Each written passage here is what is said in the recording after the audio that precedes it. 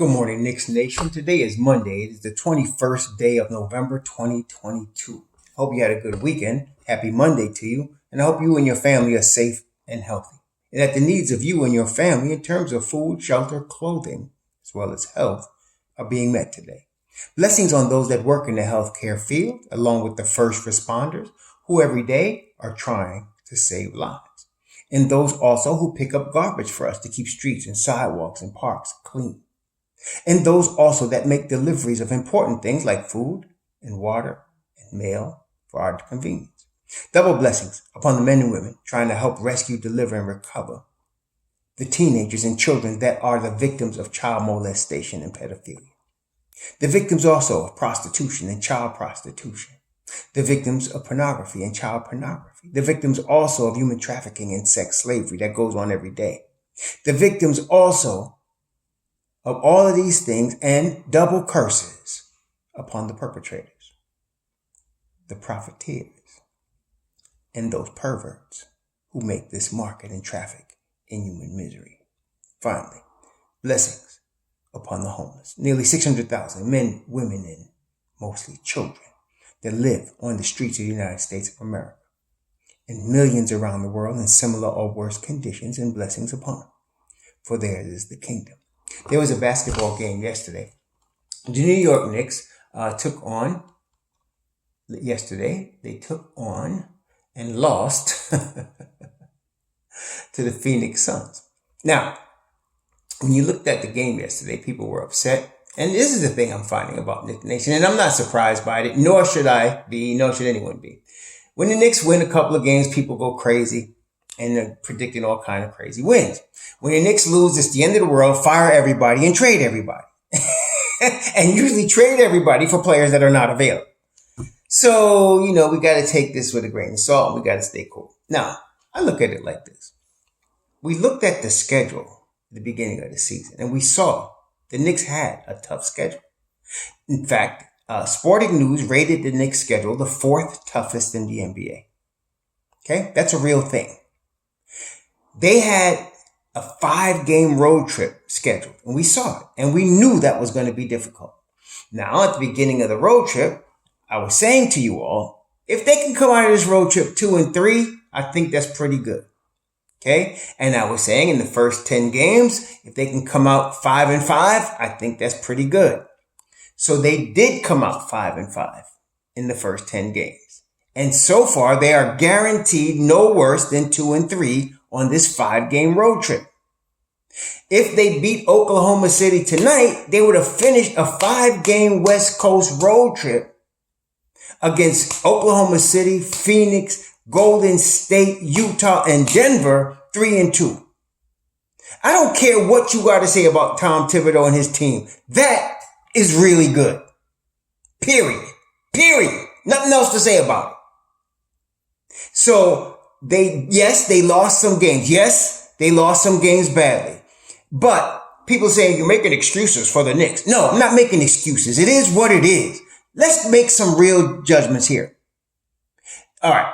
The Knicks are not a championship team. But then again, we kind of knew that already. I said they're going to win about 45 games, maybe more.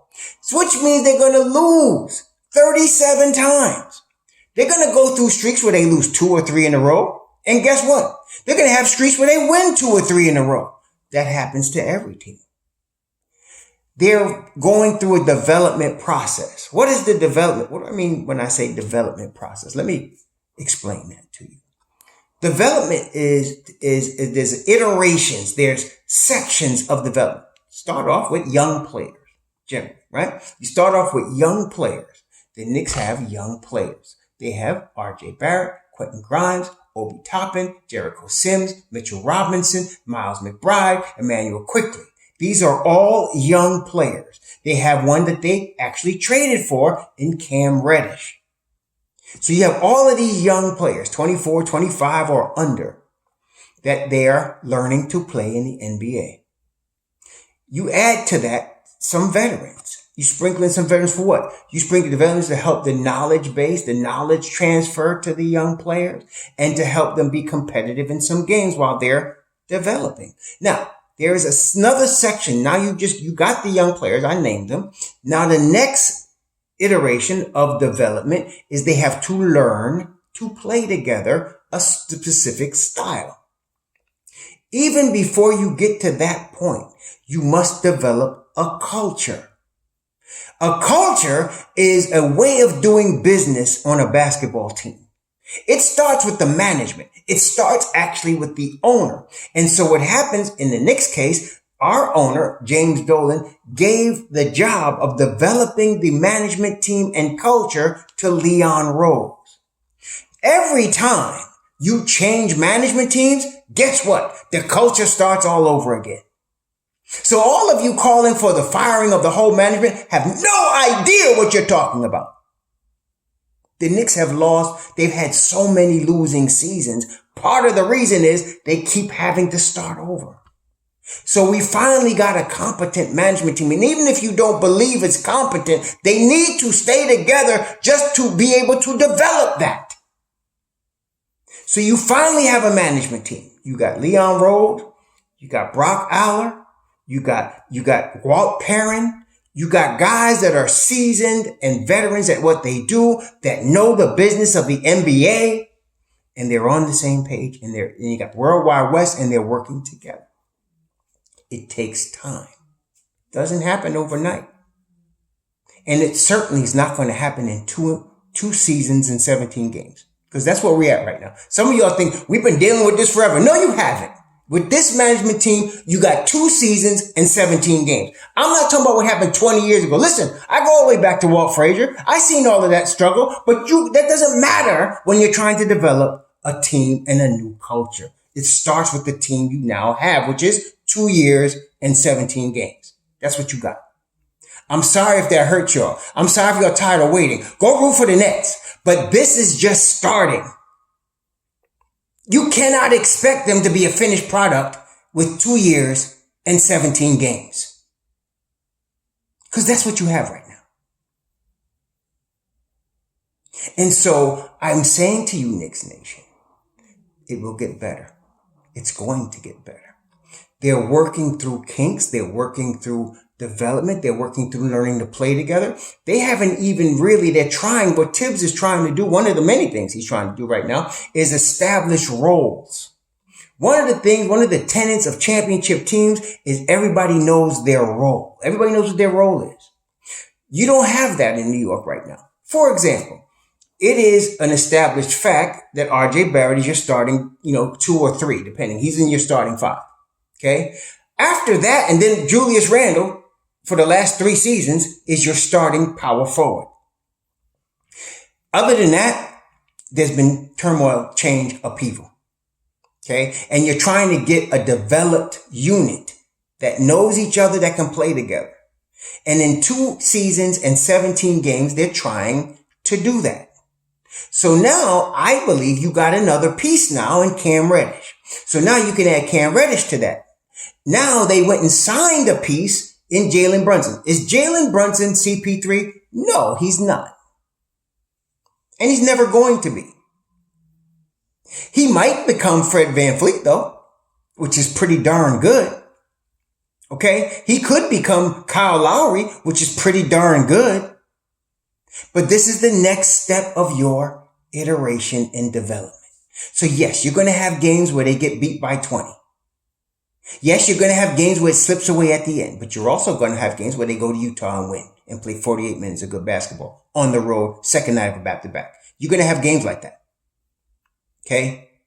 And then you're going to have games like yesterday where it was obvious they didn't have the energy that they would normally need to have against a Phoenix team. They just didn't. They started off very well. In the first quarter, the Phoenix got off to a good lead, 22-28. Then the Knicks came back and did very well in the second quarter, outscored them 31-27 in the second quarter. Then they lost the energy. Boom, done, gone. And I mean, gone. It was, you could see it. To me, Obi Toppin is kind of like the bellwether of the energy department for the New York Knicks. How his energy is pretty indicative of the team. And Obi was dragging. Obi was dragging Friday, and he's dragging to yesterday against Phoenix, which is telling you the road trip is getting to everyone. Okay, along with the sickness that they're dealing with. This ain't a strategic problem with Tom Thibodeau. This ain't an offensive problem with Tom Thibodeau. This is where we at. They're going to get better. Okay, as the roles are developed. Right now, we also see hope with Quentin Grimes, right? Quentin Grimes is now healthy from the foot issues that he had. And you have him, you have Cam Reddish, you're now developing. Now you have a need to clear room to let Deuce McBride play. Like with Emmanuel quickly, and this is another issue that happens as you're a developing team. You draft players. Sometimes you're going to run into a little issue where you have too many players at one position that could start. IQ could start. I don't believe he's a point guard, but that doesn't matter. He could play basketball at a very high level, okay? And so some team will give him the keys. It won't be the Knicks, though, because they just signed Jalen Brunson. And they also have a tremendous opportunity as a backup for Deuce McBride. So that's why you're hearing rumors of Emmanuel Quickly being traded, because he is going to be able to get a bigger bag and a starting position on another team. Okay? These are issues that come along with development. Now, during the course of this season, you now have, and of course, we're also seeing the development of Jericho Sims. Why is this important? With Mitchell Robinson, Jericho Sims, and Isaiah Hartenstein, you have a solid rotation at the 5 spot. If you can continue using those 3 dudes, okay, you're set at the 5. You're set at the 5. They just signed Sims. I think it was 3 years, $6 million. So they got him locked up for this season and 2 more after this. Hartenstein is this year and next year.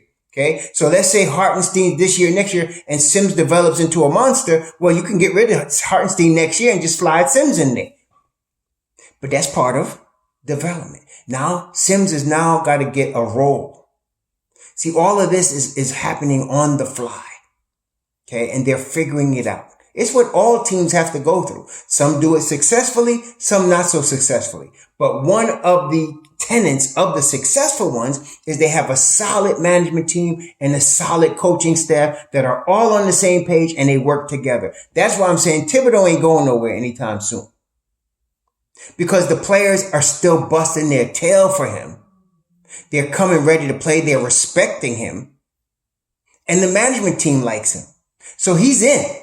You could whine about Thibodeau. He is what it is what it is. Now, once they get to getting their roles together and you have a set rotation of 8 or 9 guys that you know are on the team, that are continually on the team, like take Golden State. Golden State Warriors, you know, they got, we know Klay Thompson. They got Klay Thompson. They got, Stephen Curry, and they got Draymond Green. Those guys have been playing together for at least 10 years. Okay? At least 10 years. They've been playing together. And so this didn't happen overnight. Mark Jackson set that up, handed the baton to Steve Kerr, and then he continued to develop the motion offense that they now can run in their sleep. This didn't happen overnight. They didn't just roll out of bed and do this. Okay? So it takes time. The problem in New York, in part, is the media craps on the Knicks, and some of you Knicks fans join in. Okay, that's the problem. That's a big problem. I would say, listen, if you think the Knicks are so bad, just go root for another team. Stop watching them. Because it's better that way. It's better to have 20% that are all in than 80% that are crapping on them and claiming to be Knicks fans. Go somewhere else. Because this team is doing, to me, 8 and 9 at this stage, coming out of the road trip they just had, I'm all in. That's good. And if they lose tonight, Oklahoma City, okay, they'll be 8 and 10. But I think they got a chance to beat Oklahoma City tonight. I thought they had a chance to beat Phoenix. I just didn't expect the energy level to be so bad. And I know they're dragging, so I don't know what to expect tonight.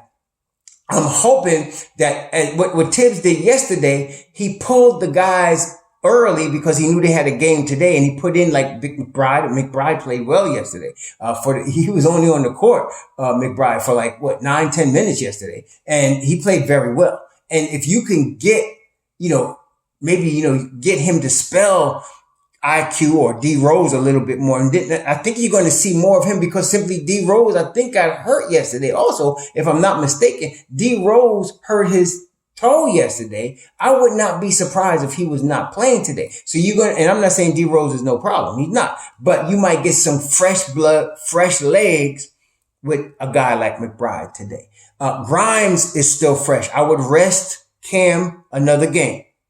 Let him sit, because now you got the whole week. You got Tuesday, Wednesday, Thursday, and then Friday you play in Portland. So you got after you have such a grueling road trip, rest this young man and let him come back ready, because he's going to have all he has to be guarding Dame Dollar and Anthony Simons. He's going to need everything for that. So we need him rested, and you got a fresh legs in Grimes. So you got Grimes, you got Deuce, you got fresh legs there. I would use them. You got to use also Sims. Sims has got fresh legs, and he's been playing very well in the time he's been able to play. Okay. Mitch Robb looked 10 pounds heavier and a half step slow yesterday. I mean, he really did. He didn't have the lift. He didn't have the speed. He was trying, but I think he needs to spend this week on that treadmill. Because he had his knee was what tweaked the other, when he got hurt. So he probably couldn't do as much as he wanted to on the treadmill. But now that he's back, he needs to get on that treadmill and let's get back in shape here so that he'll be ready Friday. But that's another thing. And they didn't start. I'm glad they didn't. I really wish they would have started Sims, but okay, they started Hartenstein. I have no problem with that. So tonight in Oklahoma City, it's kind of a revenge game.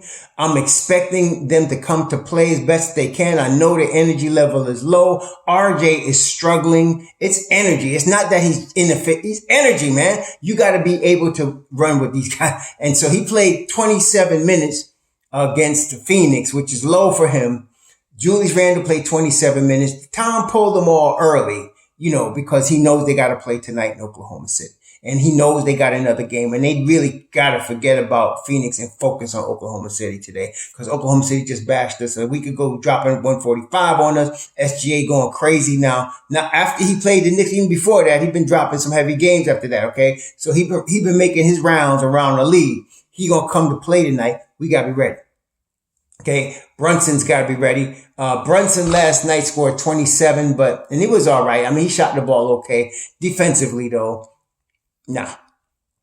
Too many times, obviously, he let his man get to the corner for free. Him and Randall had that itis yesterday. Let guys shoot itis from the corner itis and get done itis yesterday. So that's an energy thing. They got to get back on that. Okay, so it's going to be a tough road to hold. This is the 5th game of the road trip. I'm hoping they have some energy. Like I said, I'm hoping they can pull some Grimes out here. Let's get some McBride out here. Let's get some Sims out here. And it's just because they got the fresher legs right now, and you got to use them right now. But Tom don't do that. Tom believes in running you through a wall, so he's going to run these same dudes. But I'm just hoping he gives McBride a few more minutes, because McBride played well yesterday. He played 14 minutes. He scored 7 points in his 14 minutes. No, he scored 9 points in his 14 minutes. He was playing tremendous defense, as he always does. And I just think, if D Rose is not going to play, this could infuse some energy into the second unit.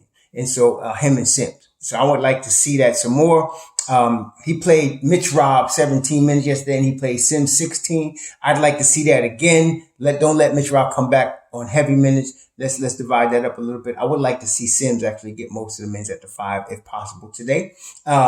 I'm not worried about Fournier playing. I don't want to see him again if possible. And then, so D Rose probably won't play with that toe.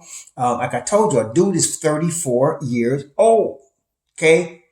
He's averaged 34 games a season for the last 9 seasons. It ain't like he's going to play a full 40, 60, 70 game. So you got to preserve him. I'm telling y'all that. So here we go. The toe, man. You got to rest toe. Toe could be a problem. It's almost like plantar in that you got to rest it. Otherwise it just nags you and never goes away and hinders you. So Rose probably won't play. I'll be surprised if he was in the line today. I would. I'd be surprised if he was in the line. In fact, let me look at the injuries. Let me look at the injury report for the Knicks right now. Let me see what they say, man. The injury report for the Knicks for tonight. They list Rose as day-to-day, but he says he was ruled out for the remainder of the game on Sunday. We know that. Cam is day-to-day. They both listed as day-to-day. Knicks have a habit of listing people day-to-day when they have no intention of playing. But anyway, I hope they rest Cam and D Rose today. I'd like Cam to be ready for Friday against Portland, because the Knicks at that point, they got a home. Let's see, Fridays against Portland. And then they got Memphis next Sunday. See, it ain't no joke. Portland and Memphis. See? So I want them to be healthy for them. But tonight we could use tonight 8 o'clock in Oklahoma City. We could use Deuce. We could use Deuce, especially on SGA. Because SGA, 6'5", 6'6", he's tough once he gets in the lane. Okay? That's why I like Deuce to, but we'll see. We'll see. But then here we go. And that's another point I'm making. Deuce McBride's going to have a role on the team long term. Right now, he's not. Because they're still trying to figure out roles. See? So you're going to end up trading Emmanuel quickly. Because he's too good to not start, to me.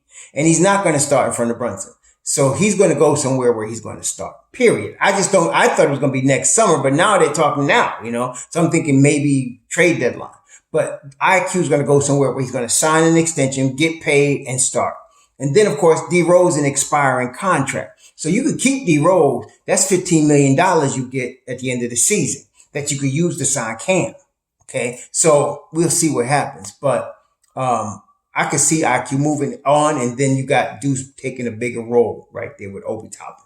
So we'll see what happens. But y'all just calm down. I think we're going to be all right. We just need to, let them figure through this thing, figure this out, and get better as the season goes on. There's only 17 games in. They're 8-9. They're going to be no worse than 2-3 on this road trip. I'll take that. If they get 3-2, I'll be ecstatic, which is why I'd really like them to be Oklahoma City tonight. They'll end the road trip 3-2. That would be a tremendous opportunity, tremendous win for the Knicks. So y'all enjoy the game. Stay calm. Be safe. Show.